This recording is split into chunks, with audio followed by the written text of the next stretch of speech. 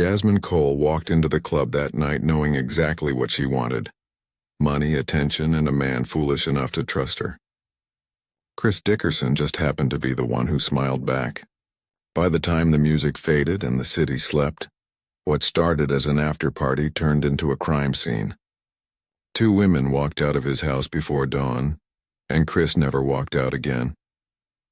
Chris Dickerson was the kind of man everyone seemed to know, even if they didn't know him personally. He had that magnetic charm, the easy smile, the smooth laugh, and the confidence that made people gravitate toward him. At 32, he had carved a small but loud presence in Atlanta's nightlife. As a club promoter, he spent his nights surrounded by flashing neon lights, endless bass lines, and faces that blurred together in the haze of alcohol and excitement.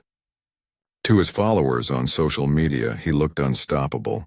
The guy who always had VIP access, always surrounded by beautiful women, always one step ahead of the crowd. But behind the curated image was a man addicted to the thrill of attention. Every party, every drink, every photo was a way to keep his name echoing through the city. On the night of June 14, 2019, Chris was at the center of another event, a rooftop summer party that stretched past midnight. The air was warm, the skyline glittered, and the rooftop pulsed with energy. He moved through the crowd like a star performer, greeting people, shaking hands, throwing compliments that made strangers feel like old friends. The bar was crowded and laughter carried over the music. Chris had built a reputation for being generous, always the one buying the next round, always promising a bigger after-party once the club shut down. That night he looked untouchable, like a man who owned every second of the chaos around him. But while most people saw a carefree promoter living his best life, others saw something else: opportunity. Near the bar stood 2 women who seemed to notice every move Chris made. The first, tall and self-assured, wore a red dress that caught every bit of light when she moved. Her confidence made her seem older, sharper, someone who'd learned how to draw attention without asking for it. The second woman stood beside her, quieter, eyes constantly scanning the room as if searching for an exit. She was younger, almost hesitant, but the 2 moved with an unspoken rhythm that suggested a shared purpose. As the night began to thin and the crowd started drifting toward the exits, Chris wasn't ready to stop. He loved the after hours, the smaller gatherings, the private laughs, the sense that the night still had secrets left to give. When he noticed the 2 women still lingering by the bar, he walked over with that familiar, easy confidence. Within minutes, he was offering to take the party somewhere quieter, somewhere more exclusive. His suburban townhouse wasn't far, a place he often used to keep the night alive when the club shut down. To him, it was nothing unusual. He had done this before, bringing guests back for one more drink, one more story, one more thrill before sunrise. They accepted. Cameras later confirmed what witnesses remembered: Chris leading the way out of the club, the 2 women following close behind. They walked through the nearly empty parking lot just past 2:45 a.m., laughing as if the night would never end. Chris's luxury car, a dark blue sedan, waited under the streetlight. They climbed in, and the car rolled out toward the quiet streets of his neighborhood, where rows of houses slept under the warm glow of porch lights. By the time they arrived, the streets were empty. The faint buzz of cicadas filled the silence. Chris unlocked the door and let them inside, turning on soft music while the air conditioner hummed. Neighbors across the street would later recall seeing lights flicker from his living room window, just a normal sign of another late night. They'd grown used to it. To them, Chris was harmless, just another bachelor with too much energy and not enough sleep. But as the hours ticked past 3, something shifted behind those closed doors. The laughter faded, and the easy rhythm of the night began to twist into something darker. The neighborhood was silent, unaware that within those walls, the man who had spent years chasing the spotlight had just opened the door to the people who would lead him to his death. It was the kind of night that began like all the others, full of light, sound, and promise. but it would end in a silence no one saw coming. The first thing neighbors remembered about that night was the faint sound of laughter. Around 3 a.m., it drifted through the quiet suburban street, barely noticeable but strange enough to stand out in a neighborhood where everyone was usually asleep by midnight. Chris Dickerson's townhouse was lit up like always, its living room windows glowing faintly through the blinds. For those who lived nearby, it wasn't unusual. Chris was known for his late nights, music, friends, and the occasional guest who left just before dawn. But this time the laughter didn't last long. It faded suddenly, replaced by a stillness that no one noticed until it was too late. Inside the house, the atmosphere had shifted from playful to uneasy. Chris, slightly drunk but relaxed, moved around the kitchen pouring drinks, unaware that his guests had other intentions. The women, later identified as Jasmine Cole and Mia Torres, were calm, almost too calm, as if rehearsing a scene they'd already planned. Jasmine was the one in control, watching Chris with quiet calculation while Mia followed her lead, her movements uncertain but obedient. The two had met months earlier through mutual friends and had quickly bonded over survival, money, and the mistakes that came with both. Jasmine had a record: minor theft, credit card scams, a reputation for getting what she wanted. Mia, on the other hand, was new to that world, drawn in by Jasmine's confidence and the promise of easy cash. Their plan wasn't to kill anyone. At least that's what they told themselves. All they wanted was money. A few valuables, maybe his wallet, something quick before sunrise. They knew Chris's habits. His social media posts showed off expensive watches, designer sneakers, and bottles of imported liquor. He often tagged his location, making it easy to find him. Jasmine had followed him for weeks, waiting for the right moment to make contact. The rooftop party gave her that chance. She'd watched him from across the bar, studied his mannerisms, and knew he'd take the bait the moment she smiled his way. Everything was moving exactly as she had planned. But something about that night started to unravel once they were inside his house. Chris wasn't as distracted as she expected. He was talkative, asking questions, keeping a close eye on them. When Jasmine subtly tried to steer the conversation toward his possessions, the expensive speaker system, the silver watch on the counter, Chris laughed it off but didn't miss her glances. The tension began to build in the quiet spaces between sentences. The music in the background was soft, an upbeat rhythm that contrasted sharply with the unease forming in the air.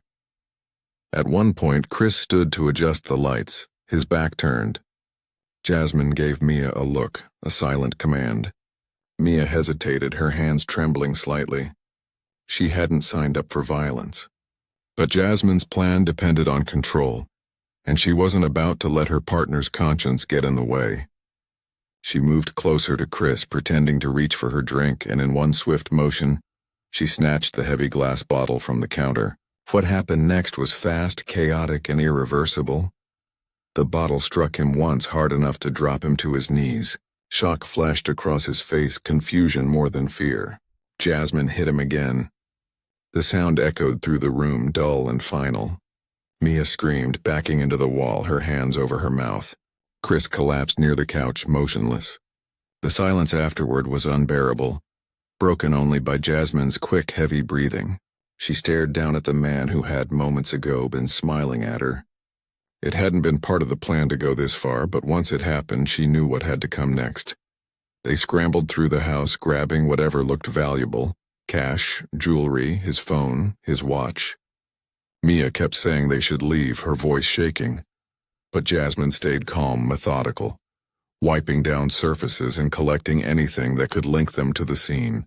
Before leaving, she noticed something on the floor near the back door. Her high heel, one strap broken during the chaos. She hesitated, then left it behind. It didn't matter anymore.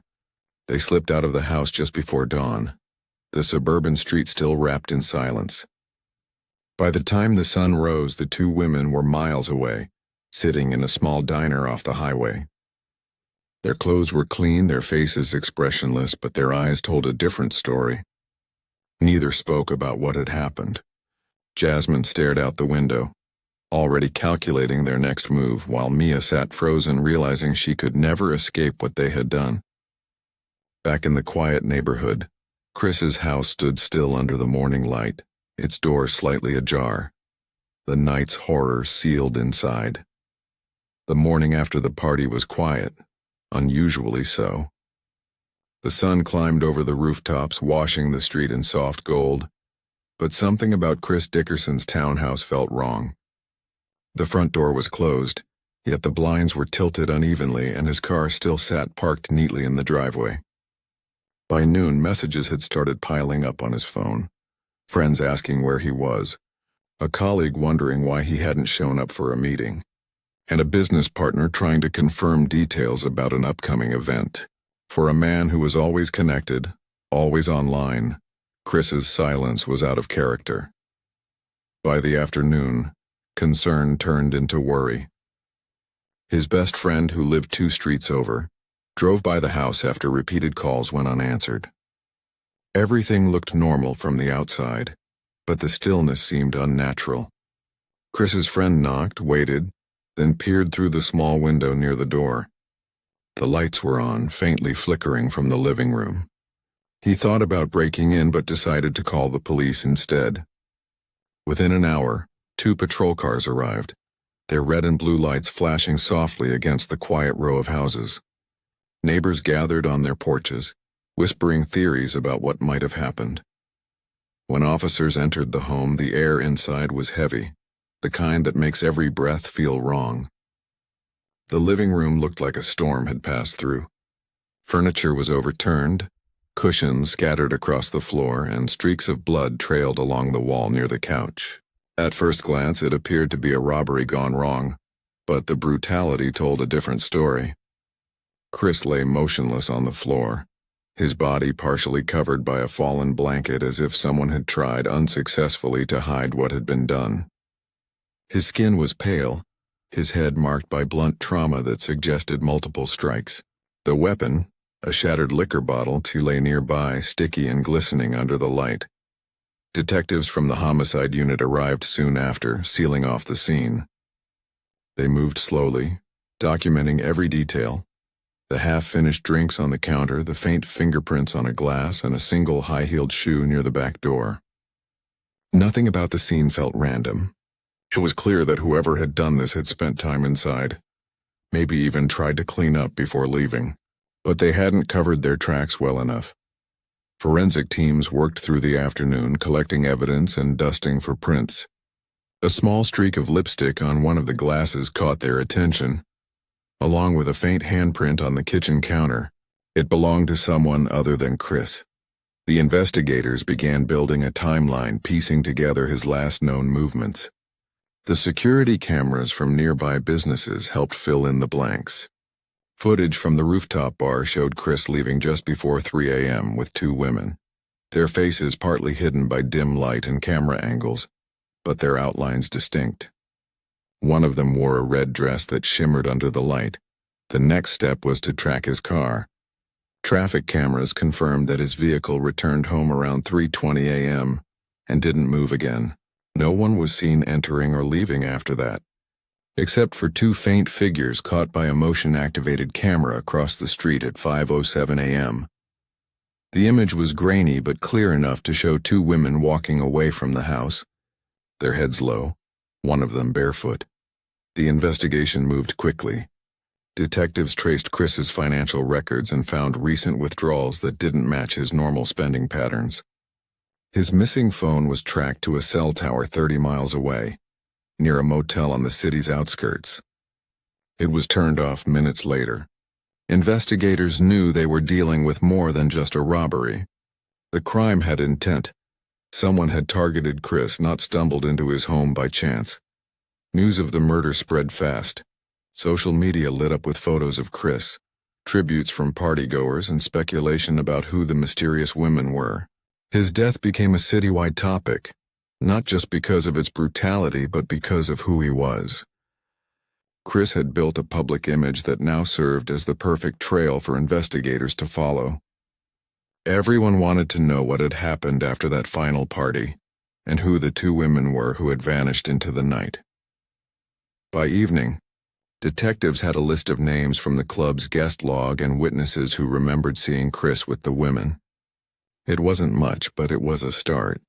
As they reviewed the footage again, one detective paused the video on a frame where the woman in red turned slightly toward the camera. The angle caught just enough detail, a sharp jawline, a flash of her eyes, to suggest that this wasn't her first time being watched. The pieces were falling into place, but the story was only beginning to unfold. Somewhere out there, the women who walked away from Chris Dickerson's house were still moving freely, unaware that every camera, every fingerprint, and every careless mistake they left behind was leading investigators straight to them. Detectives worked relentlessly over the following days, retracing every step Chris Dickerson had taken before his murder. They started with the rooftop party, interviewing bartenders, guests, and security staff. Everyone remembered Chris leaving with two women, one wearing a striking red dress and the other dressed in black, quiet and withdrawn. But no one knew their names.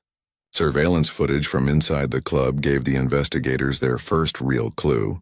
The woman in red had paid for a drink with cash, leaving behind a receipt that led police to a nearby boutique where she had been spotted earlier that evening.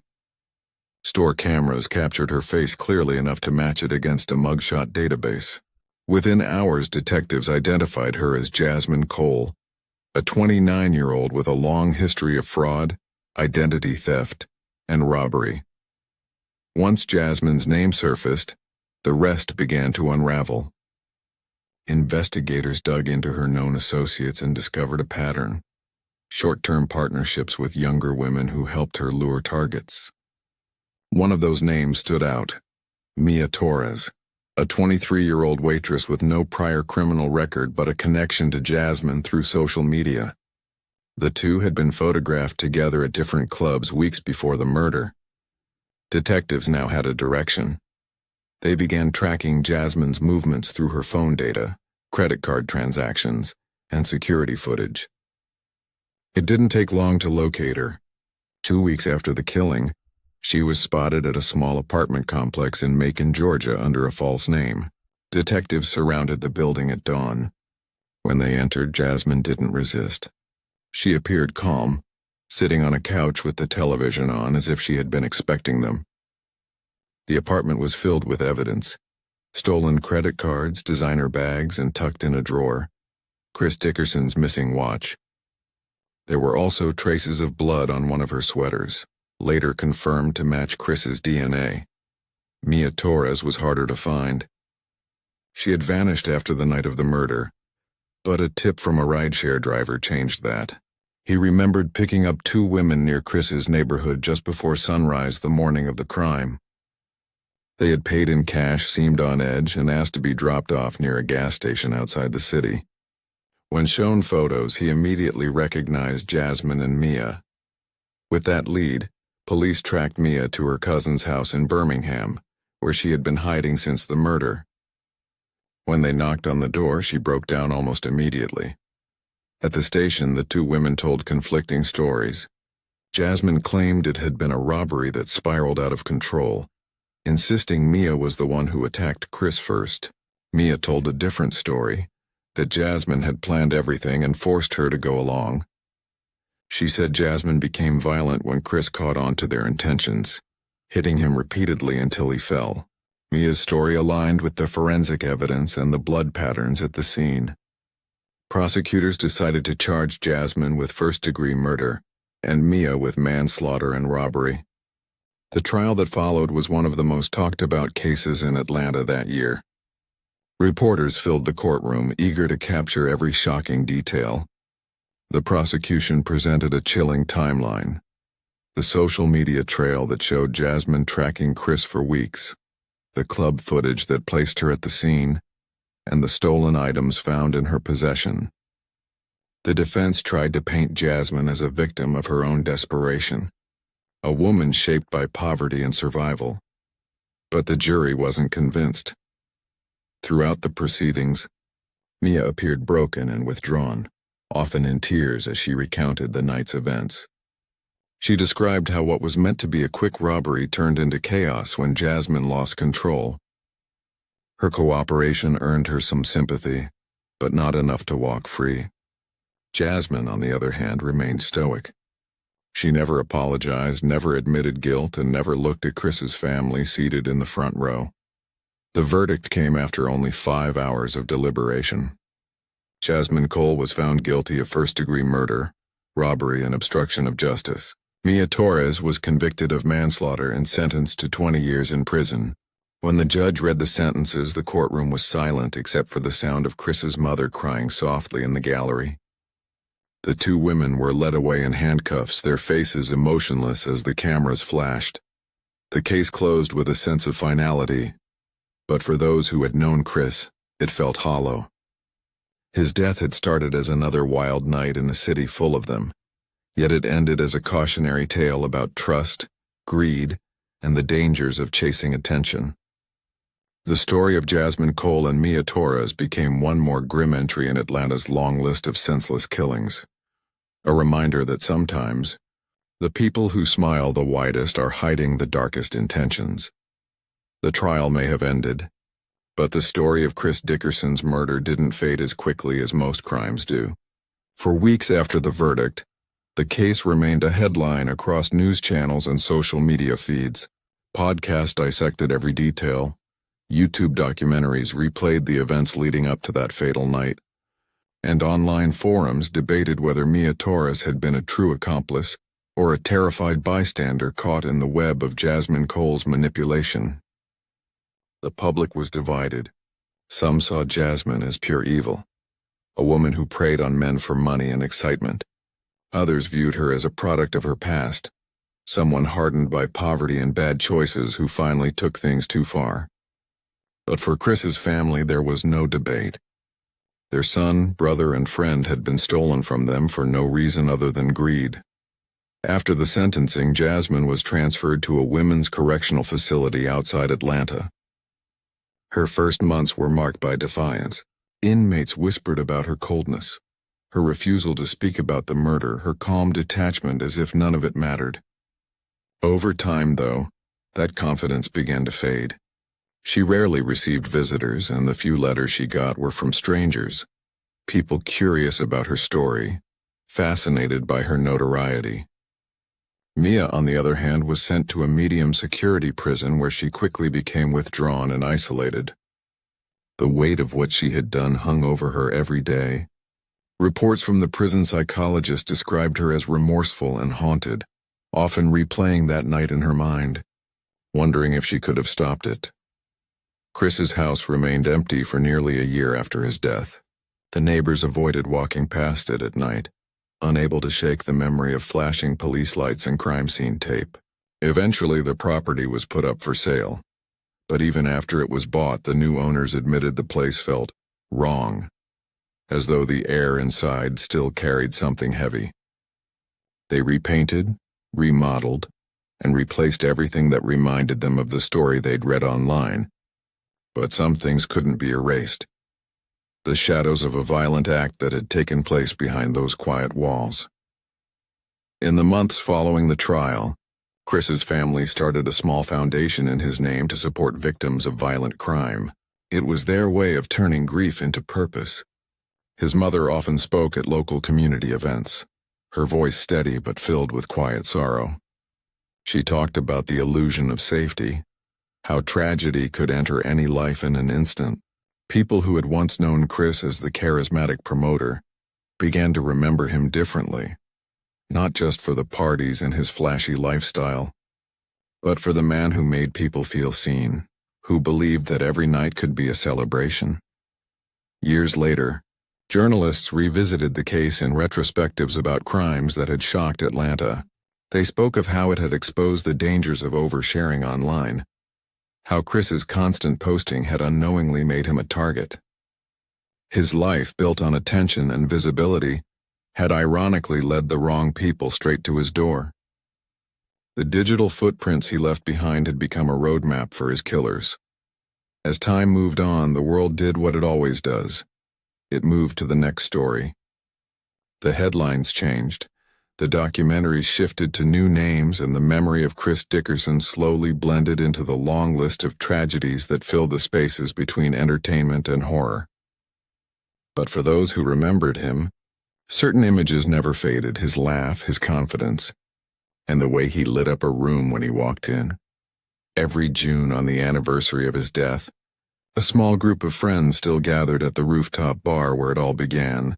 They would play the same kind of music he loved and raise a glass in his memory. The city skyline shimmered above them, bright and careless, just as it had the night he met the women who would take his life. The laughter around them would sometimes fade into quiet reflection, as if everyone could feel the weight of what was lost. Chris had once lived for nights like that.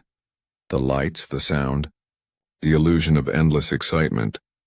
But the story of his death had become a lesson whispered in every shadowed corner of the city's nightlife.